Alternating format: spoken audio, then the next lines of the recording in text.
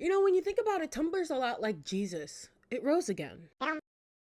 Hey, it's Allie. Welcome or welcome back to my channel. And this took a while, but it's here. Today we are talking about dead fandoms. Fandoms that are long gone. I wanted to see if you guys are still in some dead fandoms. I know I'm still in some dead fandoms. And yes, I'm serious. Just like Jesus, they did rise again. Well, some of them have stayed dead, but I have found that a lot of dead fandoms are just fandoms that are no longer in the public consciousness. They have just been tossed to the side, and we're still chilling in the fandom, and everything's a lot more calm now. There's not as many controversies. Looking at you, Undertale AU fandom. And I'd like to ask the age-old question of, where are they now? So if at any time you like this video, please give a like and subscribe because I make videos like this all the time. And comment down below if I will definitely miss one. So if you guys were in these fandoms or you know about these fandoms from just a periphery, how do you feel about them now? And let's jump into it. So the one that made me make this entire video, and the one that really I feel like is the epitome of a dead fandom, is Undertale. Now, Undertale, you may be like, what? People still love Undertale, deltarune, all that stuff? Yes, yes. Hear me out. So, Undertale is one of those things that was really popular. I don't think you understand just how popular like Undertale actually was in like the 2010s era. And so because of that, the fandom was big. Really big. Like you could not go 2 seconds on Tumblr without seeing some type of sans, possibly with a ghost stick. Yes, that was a real thing. And I have personally been in this fandom since the beginning, and I am still in this fandom. And I can tell you, just as the death of Tumblr wiped out all the crazies, so did too the death of the Undertale fandom. In fact, if you were to go onto Tumblr right now, or on Twitter or wherever you peruse your fandom stuff, and you were to go into the Undertale tag, you'll find mostly people just chilling out, drawing cute little comics, cute little fan art, sometimes some really sad fan art. And the AUs are definitely still kicking. Undertale Yellow mention! Win! Sorry, I had to reblog that. And honestly, I think that it's a good thing that these fandoms have kind of died down and have had their time in the spotlight, because it allows people who maybe didn't get their chance to shine, especially in the fan art and fan work area, to really get a chance to show their stuff off. And scrolling through this tag, I tend to not see a whole lot of posts over 1,000 likes. And that can partially be because Tumblr is also dead, but I think it's also just because there's just not a lot of people in it anymore. And because of that, you get to see maybe art that doesn't get as much reach as other art. So there is like a silver lining to being in a quote unquote dead fandom. But this isn't just about my experience. I asked you guys in a Google form, what are some fandoms that are considered dead that you are still a part of? And you can even talk about why you thought they died in the first place. So the first one I have on here is Wander over Yonder, mostly because they see only like 2 people tweet about it, which when the show was out, I feel like it was already a pretty small fandom. I knew about Wander over Yonder, but I was never really in the fandom. Honestly, I think it's because Star versus the Force of Evil was also out at the same time, and that was more popular. And honestly, the best way that I think a fandom can die is just old age. It's nice to see a fandom just take its turn, the media be over, and just to have people peter out. It's something that will always stay in your heart. Heart is here, right? Yeah, it'll always stay in your heart. In the large consciousness of the public, it has had its time. And that's the best way, in my opinion, for a fandom to go. So another show of the same vein is Nomad of Nowhere, which is a show I originally started watching because I think it was originally produced by Rooster Teeth Animation, right? And of course, at the same time all this was going on, Ruby Red versus Blue was also going on, and Camp was also a thing that was going on. I miss Rooster Teeth Animations, I'm not gonna lie to you. And this is a fandom that, again, I wasn't really a part of, but it was in my periphery. Now, this person says that yes and no. On the one hand, I have fun still posting for it because what's left of the fandom is basically just a small group of friends. Oh, that's cute.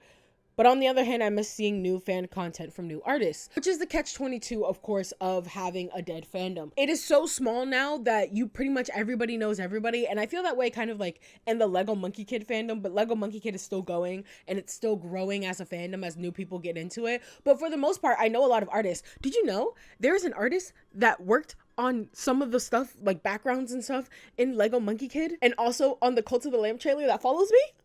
I did not know that. I found that out on stream, twitch.tv/AlleyDreamer, by the way, where I was talking about Cult of the Lamb stuff, and chatter in my chat, who is all about Lego Monkey Kid, shout out to Yo, was like, oh yeah, a lot of people who worked on Lego Monkey Kid, or the studio, whatever, also helped do animations for this trailer, for the Cult of the Lamb, like, DLC trailer.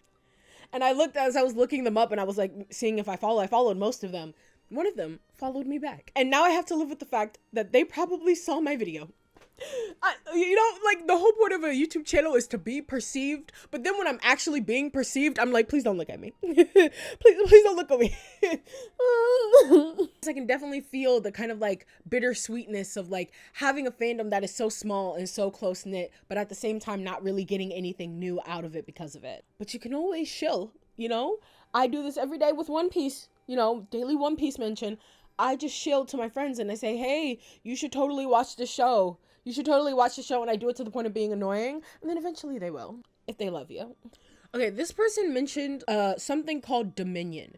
Now, because it has a very, like, not generic, but, like, generic name, no offense, I don't know if they're talking about, like, there's, like, an animated show, there's also, like, this sci-fi show that was on like the Sci-Fi Channel that looked like it had like angels and demons in it, and I'm assuming this because when I type in Dominion show, it's the first thing that pops up. But this person says the end of the show that caused it to slowly die out and the community was pretty spread out, which makes a lot of sense. I feel like live action shows are a lot harder to keep track of people after a fandom dies. Like, it's not, we don't get stuff like Supernatural anymore where there's such a diehard fandom for like years and years and years. I think the last live action show that I can think of that had like a really big fandom for it was Game of Thrones, and even then I think Game of Thrones fandom was very spread out as well because it was such a wide range of people that were into it. Like, you can just be into Game of Thrones very casually, and I don't know what it is about live action shows, especially nowadays. Like, back in the day, when you were into a live action show, you were into it. Like, I'm talking Teen Wolf, Supernatural, Doctor Who, all this stuff.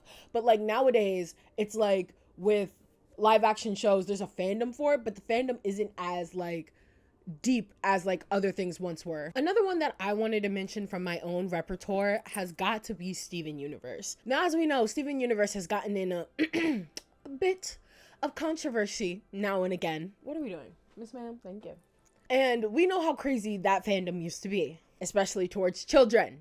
And nowadays, I really only see Steven Universe brought up when it comes to like designing characters that would fit into the Steven Universe, like world, lore-wise, or crossovers between other characters, being like, oh, what would these two characters from a completely different show look like as like a Steven Universe fusion? I don't really see anybody talking about Steven Universe itself unless it's one of those like viral tweets that are like, are we ready to talk about blank blank blank now? And it's usually some brain dead tweet about something just using to cause discourse. I don't know, but usually it's about an old cartoon, and the fact that Steven Universe is considered an old cartoon now is just, I'm getting old. One of you guys mentioned Bionicle, which, like, especially with the whole Lego Monkey Kid thing coming out, I can totally understand why the hype for Bionicle has, like, started to become, like, prevalent again. It's still, like, a pretty dead or quieted down fandom. There are still some diehard Bionicle fans out there, okay? I see you,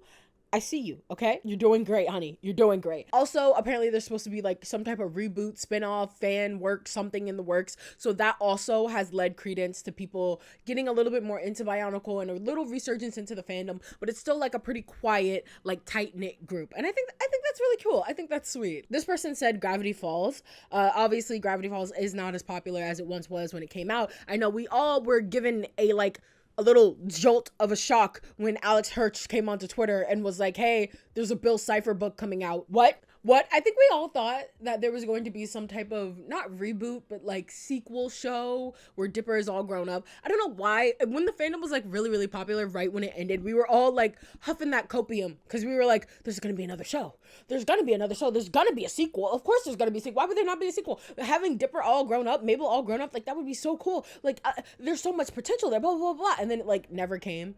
But we were like, so like Alex Hirsch never like said that was coming. But in our hearts of hearts, we were like, it's coming. Like, obviously it's coming. It never came. To what this person is saying, and also what I have seen in the Twitter space as well, just as much as the only time that Steven Universe gets mentioned is in a tweet that is usually farming for engagement. The same could be said about Gravity Falls and like Regular Show and some other like Cartoon Network, Adventure Time, which is crazy because Adventure Time is still popular, especially with the new show that just came out. But half of the time, people only talk about it on Twitter because it's Twitter, about specifically Mabel. I don't want to hear your thoughts about Mabel. I don't want to hear you. You're still bitching about a 12-year-old child and what a 12-year-old child decided to do. Oh, and I have to ask, if the roles were reversed, I have to ask, would we have felt the same way if Dipper was the one doing the things? I don't think so. I don't think so. Now she got the fucking thing again. So another person said Ever After High. Hey, bestie. We're a Monster High group over here, okay? I feel like that's part of the reason why Ever After High actually died out, is they tried to eat... I know there's a whole bunch of controversy with Ever After High. I'm gonna like leave this video here for y'all to check out by another creator I love a lot. I love their channel so much. And they do a lot of deep dives on these types of properties, and Ever After High was one of them. And let me tell you, Ever After High had so many issues, so many problems with properties and IPs, and also competing directly against like Monster High, which is the superior doll. I'm sorry. Yeah, the doll line got canceled. Apparently, there's still a pretty good amount of engagement on the AO3 tag, which is not something I'd ever thought I'd hear about a doll line, but like, here we are. And apparently, there's a lot of people doing crossovers with Monster High, which is nice. I have seen some nice Ever After High doll line stuff, okay? I have. I'm just saying Monster High is the superior doll line. But also, why must we pit two queens against each other, you know? This person mentioned Idol Infinity, which was a Chinese music project where there were like 2D idol girls. So in the same vein, I guess, as Love Live. You already got one doll down. You don't need another. Let's go. Girly. What do you like to do in your spare time, huh? Aside from be a menace.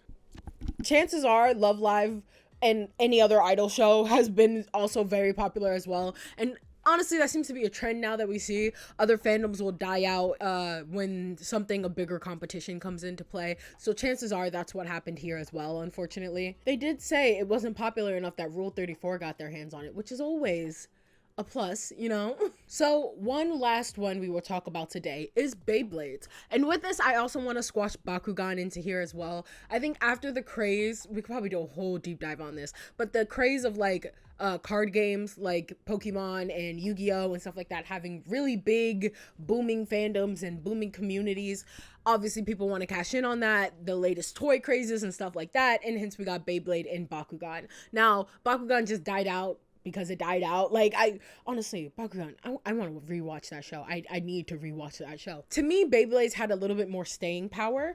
And because of that, to this day, like, the fandom is dead, but there are still people out there collecting Beyblades and stuff like that. And old, real Beyblades, apparently you can buy fake Beyblades. I didn't even know that was a thing between, like, fake and real. I thought if you just bought them from the store, they were real. But no, apparently, like, real metal, like, the ones that would clip your fingers when you tried to touch them and stop them when you were a kid. Shout out if you ever did that as a kid, when the Beyblades were spinning in the thing and you would just, like, try to put your hand on it to stop it, and you would clip your fucking hand, which is why most of them are made out of plastic nowadays. But in the back in my day, we had a real metal that would clip your fucking fingers. And I guess those are worth so much more. They're worth like hundreds and hundreds of dollars, and people do the collector thing where they don't even take them out of the box, because that is how like valuable these things are. Like a lot like Pokemon cards and vintage Pokemon cards. I did not know it was a thing until I was recently watching a YouTuber that I just watched casually, and he was just like, yeah, I bought like hundreds of dollars worth of Beyblades. And I was like, oh, that, I didn't know that was still a thing. I know Beyblades have been like kind of having a resurgence lately. I know they did a new show. Do you need to take a shit right now?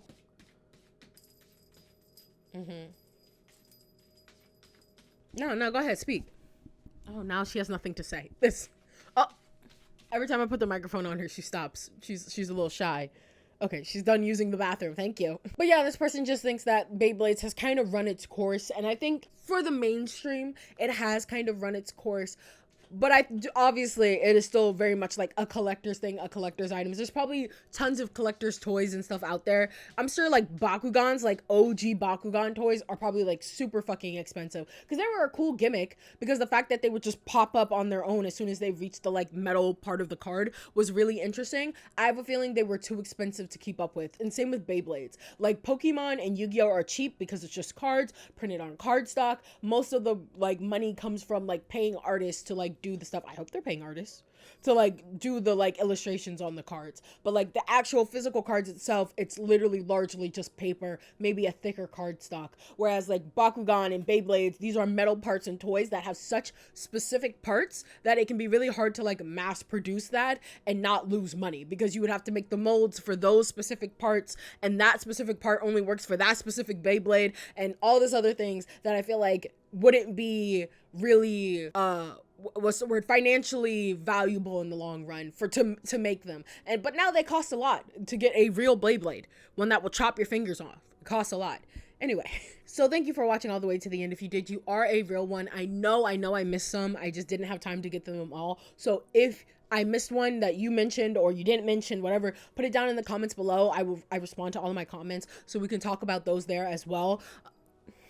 She got another one. What happened to the other one? Where did it go? No, lordy. Anyway, you can check me out on all of my socials down in the links below. I thought the next video was going to be Lego Monkey Kid, because y'all were telling me that season 5 was about to come out, because it came out around this time in the previous years, all the previous seasons, but that's not happening this year.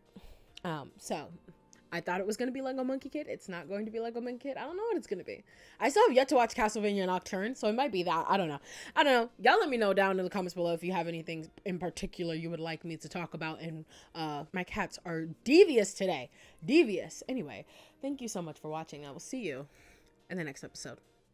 Love and peace.